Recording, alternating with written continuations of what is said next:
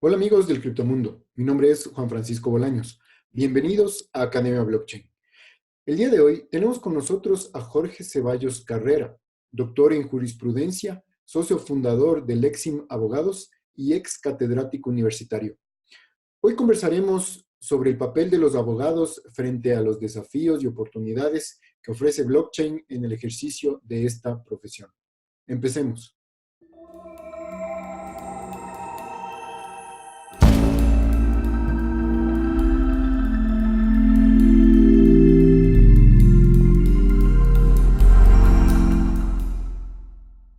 Hola Jorge, bienvenido a Academia Blockchain. Buenas tardes, Juan Francisco, gusto saludarte. Gracias por la invitación. Para empezar, quería que nos cuentes cómo te iniciaste en el mundo de la cadena de bloques.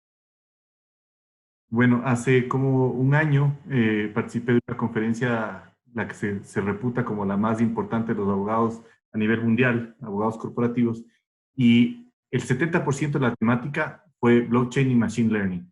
Y el componente importante fue crímenes de white collar o de cuello blanco y corrupción.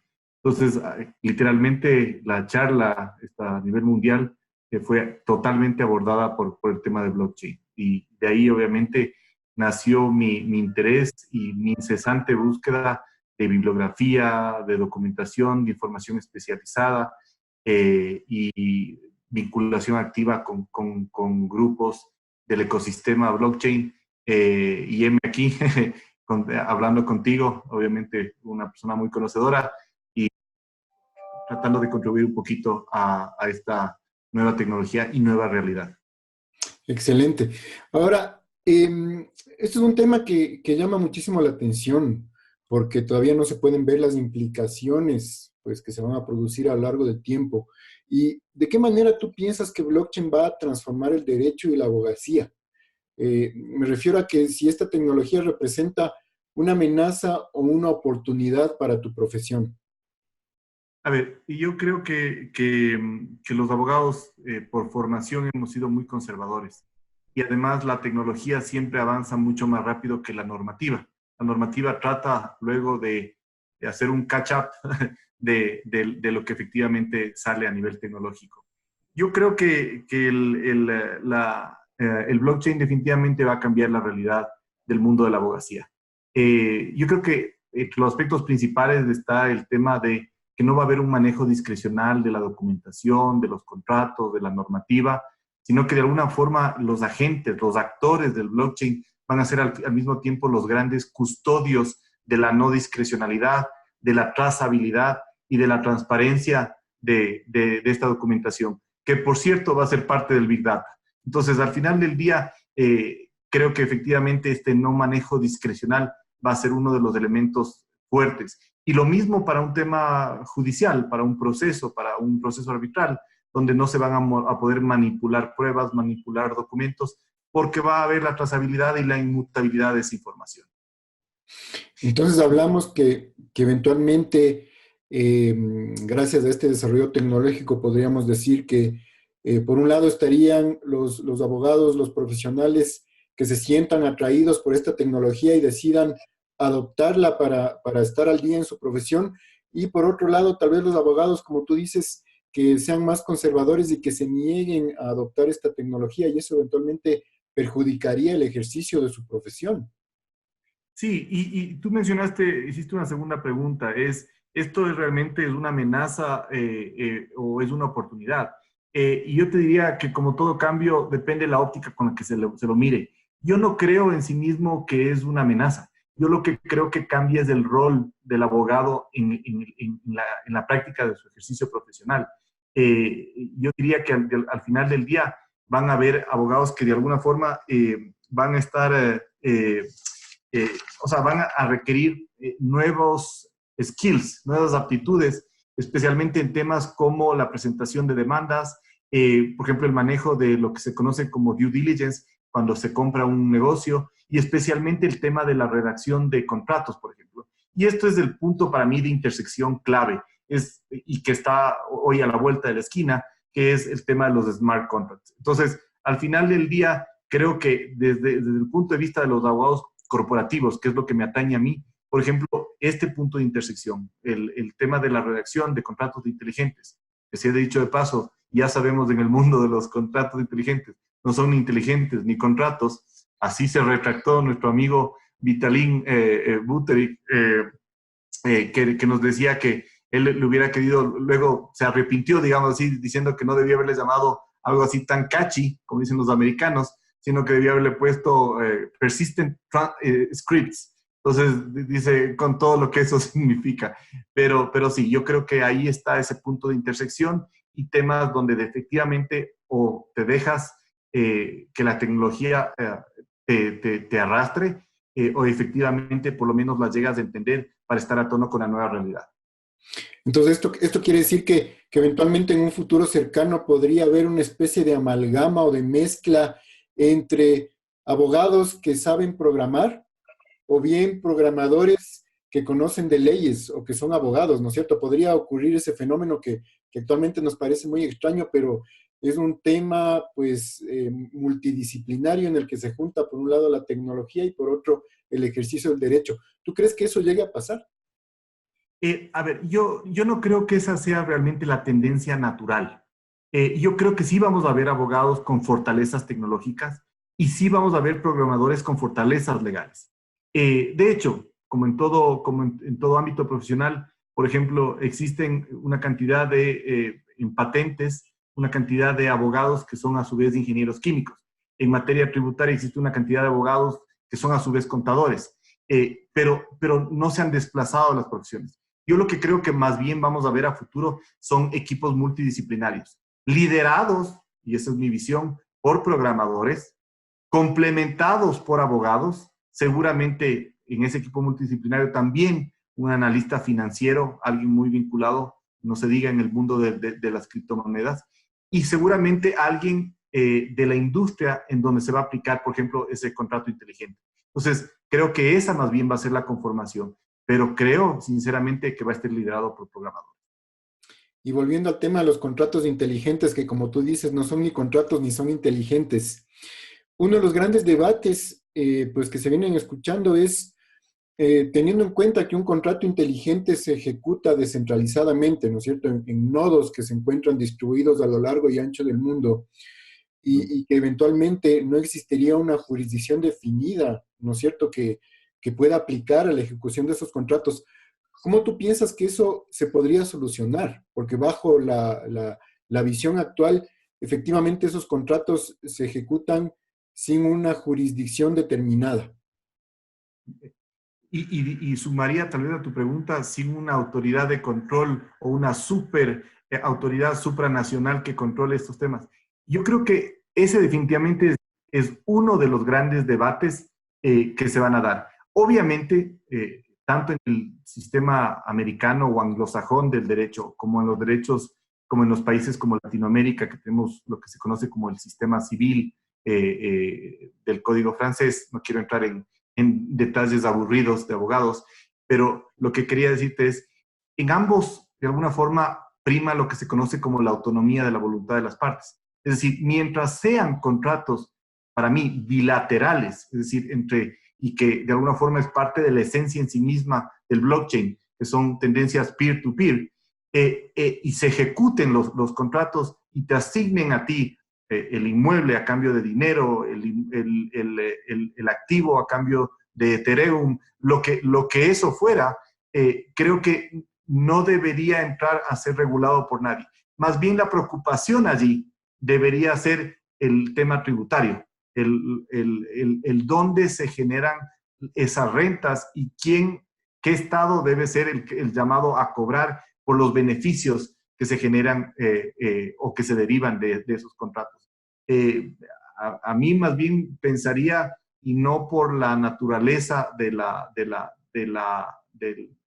la mística del blockchain, de una desregulación absoluta, no, pero creo que de alguna forma la regulación podría hacerle daño antes que ampliar los beneficios de la diversa aplicabilidad que tiene blockchain, porque mucha gente asocia a blockchain con Bitcoin, y las criptomonedas es uno de los elementos que se ven tocados o afectados por el blockchain. más no es todo el alcance que blockchain es y los beneficios de un mundo mucho más transparente, información inmutable y más certera, ¿no? Entonces tú eres más partidario de que los contratos inteligentes en este caso actúen como acuerdos privados básicamente, ¿no es cierto? Muy independientemente de la jurisdicción donde ocurran y que eventualmente, si es que llega a haber controversias, ahí sí pues se aplique una determinada jurisdicción, que eventualmente puede haber ahí sí un problema, ¿no es cierto? Sí, definitivamente. Lo que acabas de decir, mejor dicho que por un abogado. Creo que es del tema de solución de controversias. Las disputas, las que van a requerir una jurisdicción para que resuelva la diferencia entre esos particulares. Pero en sí mismo, para mí, el ponerle regulación es ponerle una camisa de fuerza que más bien posiblemente coarte las posibilidades de aplicabilidad de la tecnología. Justamente hablando de regulaciones, de hecho coincido con tu punto de vista. Yo soy de los que piensan que cuando las regulaciones son mal hechas o llegan prematuramente, son nocivas porque eventualmente pueden matar la innovación y terminar con una industria que ni siquiera ha podido nacer o desarrollarse. En este sentido, ¿tú consideras que en Ecuador estamos listos para regular esta tecnología? Y cuál sería la principal barrera que esta tecnología enfrenta desde el punto de vista regulatorio? Yo personalmente no creo que estemos listos en el Ecuador para aplicar regulación. Y aquí sí quiero hacer una precisión. Una cosa es normar, que es el gran género, y otra cosa es regular, que es una especie del género, que es normar. Normalmente tú puedes tener normativa secundaria como la regulación que rige aspectos técnicos de esta actividad. Pero vas a necesitar al final del día una ley, vas a necesitar un cuerpo normativo superior. Pero si ese cuerpo normativo superior, en este caso la ley, está mal conceptualizada, obviamente va a generar efectivamente limitaciones al desarrollo de la tecnología. Y por otra parte, tampoco es solución el copiar leyes de otros países. Eso es lo que se conoce en el mundo del derecho como el derecho comparado. Estos copy-paste de una norma de otro país no resuelven tampoco el problema. Si bien es cierto que permiten que de alguna manera tú no empieces de cero y además acortan las brechas de la simetría de la información natural de las tecnologías, ¿sí? Pero posiblemente los reguladores y los posibles regulados de alguna forma ni siquiera los lleguen a entender. Para mayor ejemplo, en Italia acaban de sacar una ley que tiene 4 artículos y los 3 artículos hablan de definición de blockchain, de machine learning y de inteligencia artificial. Es decir, ni siquiera entran en los detalles técnicos, sino que dejan todo para que esta normativa secundaria, para que estos órganos de regulación tecnológica o la agencia especializada en Italia sea la encargada de ir regulando los diferentes aspectos que vayan haciendo. Entonces, hablar de regulación, posiblemente algo se pueda hacer, pero hablar de normativa propiamente dicha, de una ley que regule este tipo de temas, para mí sería una equivocación en este punto embrionario de la tecnología y mucho más en nuestro país. Y no digo embrionaria a nivel mundial, digo embrionaria en la jurisdicción dentro del territorio ecuatoriano. Claro que sí. Y ahora dejando un poco de lado el tema pues de las regulaciones, que de hecho es importante, es interesante y eventualmente, como tú dices, puede afectar de una manera negativa el desarrollo de este ecosistema. Eh, Quiero que nos des tu opinión personal acerca de la situación de blockchain por un lado y de las criptomonedas por otro en Ecuador. Y especialmente quiero que hagas énfasis en el tema de las criptos, porque definitivamente es un tema pues un poco controversial, porque de hecho sabemos que los reguladores pues no son muy amigos de este tipo de criptomonedas y de nuevas tecnologías que van surgiendo, porque yo pienso que de hecho su recelo parte de su desconocimiento y eso les genera temor, ¿no es cierto?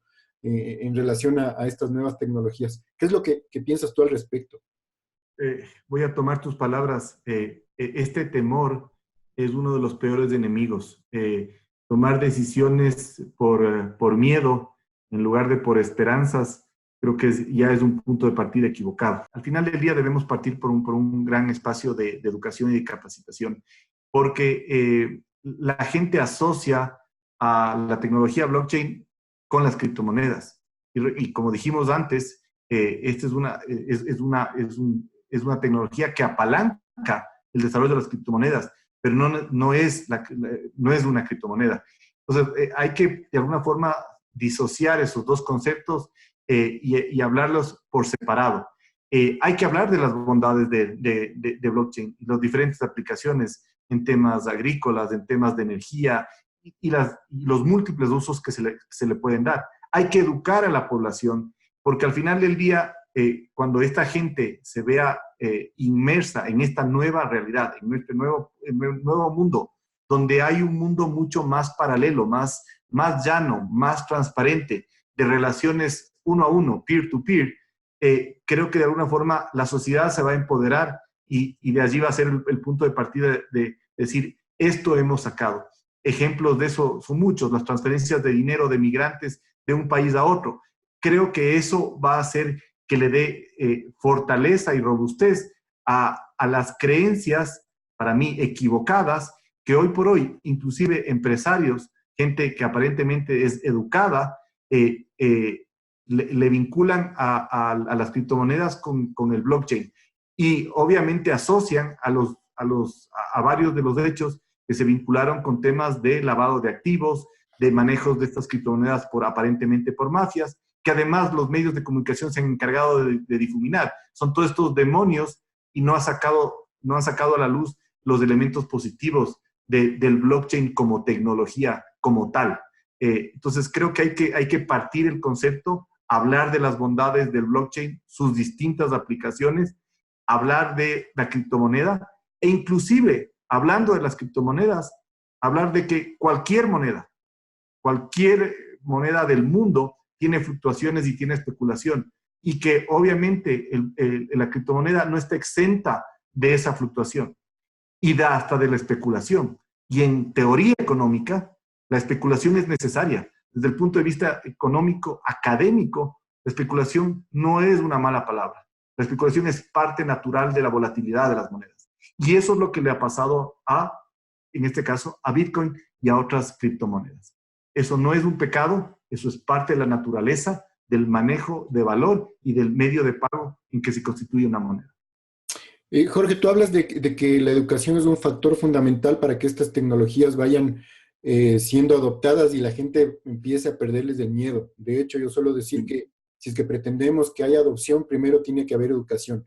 En este sentido, ¿cuál crees que debería ser el rol que la comunidad, que de hecho ya existe, debería asumir frente a las autoridades? Y a su vez, ¿cuál es la actitud que las autoridades deberían tener frente a esta nueva tecnología?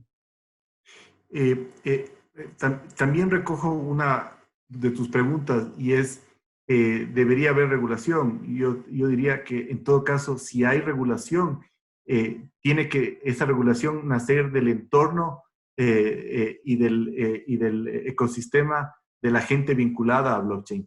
Es decir, no es una regulación que debe venir del Estado, de una persona sentada en un escritorio haciendo política pública, porque necesitas entender, haberla aplicado, haber vivido, haber comprado criptomonedas para entender de qué se trata la tecnología. No puede haber una regulación de carácter utópico. Y volviendo a tu pregunta, sí, yo creo que al final del día somos nosotros, la gente vinculada al mundo del blockchain, la llamada a llevar los mensajes a las autoridades, la llamada a seguir educando a la gente, y creo que debería de alguna forma conformarse una suerte de gremio vinculado a la tecnología y pedir a las audiencias, hacer el cabildeo de forma sana y hacerles ver a las autoridades las bondades y la nueva realidad que se le viene al mundo. Porque si nos quedamos rezagados de la tecnología, va a seguir habiendo asimetría de información, va a seguir habiendo pobreza, y creo que lo que queremos como sociedad es crecer todos y que todos estemos mejor. Y creo que por otro lado, las autoridades deberían tener la capacidad de receptibilidad, de apertura, para poder escuchar y sentarse con este grupo que en pro de la tecnología blockchain en los días y meses a venir. Excelente, Jorge, de acuerdo, totalmente de acuerdo con tus palabras. Y antes de terminar, Jorge, comparte con nosotros, pues, tus contactos, tus redes sociales, porque yo estoy seguro que este es un debate que recién empieza y creo que es muy sano que, pues, diferentes actores del ecosistema, pues, empecemos a relacionarnos, ¿no es cierto?, diferentes actores con diferentes quehaceres y profesiones, precisamente para ir construyendo una comunidad sólida y eventualmente tener esa capacidad de cabildeo que tú comentaste hace un momento y poder llegar de la mejor manera a las autoridades. Entonces, ¿cómo nos comunicamos contigo, Jorge? Con muchísimo gusto. Me pueden ubicar como J.A. Ceballos C en Twitter. Repito, J.A. Ceballos C en Twitter. Obviamente a través de la página web de la firma. Yo pertenezco, soy fundador de Lexima Abogados. Nos pueden encontrar como www.leximabogados.com. Ahí está mi nombre, Jorge Ceballos, uno de los socios.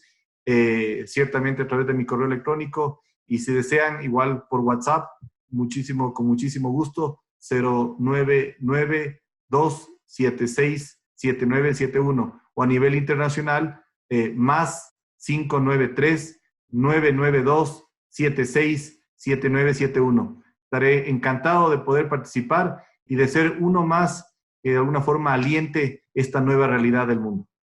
Claro que sí, Jorge. Pues no me queda más que agradecerte por esta conversación tan entretenida, tan productiva que hemos tenido. De hecho, como te comenté hace un momento, es necesario, es vital empezar a hablar de estos temas abiertamente y pues esta es una buena manera de hacerlo. Así que pues te agradezco nuevamente y me despido hasta una próxima oportunidad. Muchas gracias, Juan Francisco, y realmente un honor ser parte y que me hayas podido tomar en consideración para esta charla.